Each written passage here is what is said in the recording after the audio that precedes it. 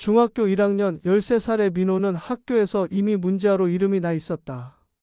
수업 시간 내내 잠을 자거나 딴짓을 하며 선생님의 주의를 끄는 일을 일삼았다. 주변 친구들은 처음에는 관심을 보였지만 금세 민호의 행동에 무덤덤해졌다. 오히려 그의 불량한 행동을 웃음거리 정도로 여겼다.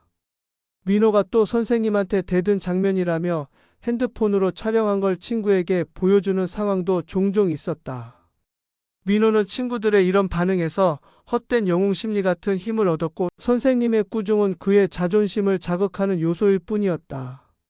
30대 여성 담임 선생님은 처음 민호를 맡았을 때 그의 잠재력이 숨어 있을 거라 믿고 차근차근 지도하려 했지만 번번이 좌절했다. 민호는 담임 선생님의 수업을 방해하며 일부러 시끄럽게 떠들고 교실의 규칙을 무시했다. 수업 중 손을 들어 질문하기보다 조롱 섞인 농담으로 교사의 권위를 시험했다. 선생님, 그게 왜 중요한데요? 라는 민호의 말 한마디에 낄낄거리는 애들, 숨죽이며 지켜보는 애들 다양했다.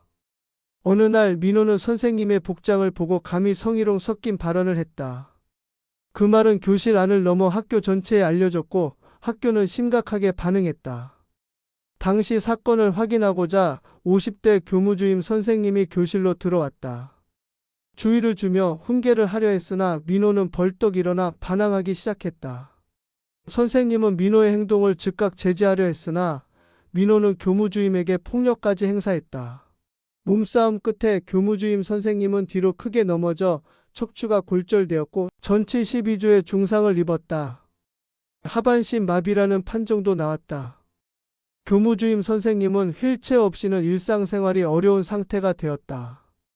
학교는 즉시 학폭위 절차를 밟았고 민호는 울면서 자신의 억울함을 호소했다. 그러나 이는 겉으로만 보이는 눈물이었고 속으로는 아무런 반성이 없었다. 민호는 자신이 촉법소년임을 알고 있었고 법의 제약으로 인해 처벌받지 않는다는 안도감에 더욱 뻔뻔하고 대담했다. 민호에게는 뭔가 좀 더 드라마틱한 일이 없을까 하는 아쉬움이 남았다. 어지간한 말썽으로는 그 짜릿함이 만족되지 않았기 때문이다. 학폭위가 끝난 뒤 민호는 무슨 일이 있었냐는 듯 다시 친구들과 어울려 담배를 피우고 주변 규칙을 무시하며 불량한 생활을 이어갔다. 가정에서도 민호의 상황은 크게 다르지 않았다. 민호의 부모는 갈등하며 서로를 탓했으며 아들은 통제할 수 없는 존재가 되었다. 아버지는 아들의 문제에 직면할 때마다 감정적으로 무력했고 어머니는 끊임없는 꾸중과 잔소리에도 아들의 반응에 무력감을 느꼈다. 민호는 집에서도 선을 지키지 않았고 학교에서 하듯 부모님에게 대들며 대부분 부모와의 대화는 말싸움으로 끝났다. 가족 모두는 지쳐 있었고 민호에게 애정과 권위를 동시에 행사할 방법을 찾지 못했다. 학교 안팎에서 민호를 바라보는 시선은 복잡했다. 동급생들은 그의 불량함을 구경거리로 삼았고 교사들은 점점 지쳐갔으며 부모는 혼란과 두려움을 동시에 느꼈다. 민호는 그 모든 시선을 자신을 지켜보는 무대처럼 느꼈고 자신이 무대 중심에 있는 주인공이라는 느낌을 만끽하며 하루하루를 보냈다. 세상의 규칙과 제재는 오히려 그의 반항심을 자극할 뿐이었다. 그렇게 몇 달이 지난 어느 날 민호는 여자친구를 데리러 가겠다는 핑계로 오토바이를 타고 나갔다. 신호를 무시하고 속도를 올리던 순간 민호는 통제력을 잃고 큰 사고를 당했다. 병원으로 옮겨졌지만 생명은 돌아올 수 없었다. 학교와 가족 모두는 충격에 빠졌지만 이미 상황을 바로잡을 기회는 사라진 뒤였다. 담임 선생님과 교무주임의 삶도 당시 있었던 상황으로 크게 바뀌었다. 담임 선생님은 여전히 학생들을 가르치지만 민호 사건 이후 교실 관리와 학생 지도에 있어 더욱 신중하고 방어적으로 변했다. 학생들이 바르게 자랐으면 하는 생각은 오래전에 버려졌고 잘못된 일을 보면 타이르기보다는 학적부에 기록하는 걸로 마무리했다. 교무주임은 휠체어 생활을 하며 학교의 행정 업무와 교사 지원을 병행하고 있지만 가끔씩 자신이 겪은 폭력의 그림자를 떠올리며 때때로 깊은 한숨을 내쉬었다. 민호의 가족은 그의 죽음 이후에도 서로에게 화를 내며 책임을 묻지만 한편으로는 미안함과 상실감에 괴로워했다.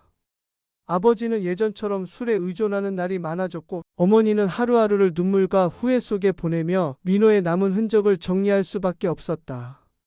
주변 친구들 역시 민호의 부재를 충격적으로 받아들였으나 곧 각자의 방식으로 사건을 잊었다. 학교에서는 이번 사건을 계기로 학생 지도, 촉법소년 제도, 교권보호 정책 등을 재검토하게 된다. 교사들은 안전교육과 대응 매뉴얼을 강화하며 학생들에게는 책임과 윤리에 대해 더욱 강조했다. 그러나 현실은 여전히 완벽하지 않다. 일부 학생들은 여전히 규칙을 무시하며 교사들은 언제든지 다시 시험대에 오를 수 있는 상황이다. 이 사건은 단순히 한 학생의 불량함으로 끝나지 않는다. 사회가 약자를 보호하려는 제도와 법의 한계, 부모와 학교의 역할, 교사의 권위와 안전 문제, 또래 집단의 영향력과 무관심까지 복잡하게 얽힌 구조적 문제를 보여줬다. 민호의 죽음과 교사의 불구 상태는 단순한 사고가 아닌 사회적 구조와 책임의 결과물이었다. 결국 이 사건은 우리 모두에게 경종을 울렸다. 학생 지도와 가정교육, 학교 안전과 법적 한계, 사회적 관심과 윤리적 책임의 균형이 얼마나 중요한지를 보여줬다. 교권은 무너졌고 법은 형식적으로만 존재하며 가정은 붕괴되었다. 그러나 사건을 돌아보며 우리는 한 가지를 깨닫는다. 눈앞의 작은 행동 하나하나가 누군가의 삶과 미래를 바꿀 수 있다는 사실, 그리고 그것을 막기 위해 사회 모두가 관심을 가져야 한다는 것.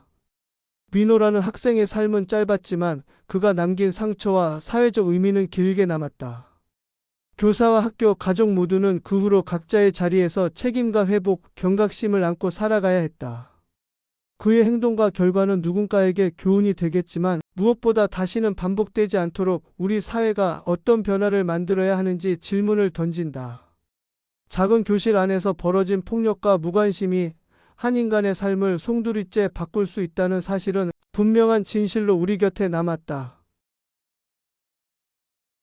다음 이야기. 배 나온 죄인. 저는 어딜 가나 환영받지 못하는 임신부입니다. 특히 공공장소에서는 더 그렇습니다. 몸도 힘든데 마음까지 힘드니 참 고달픈 나날을 보내고 있습니다.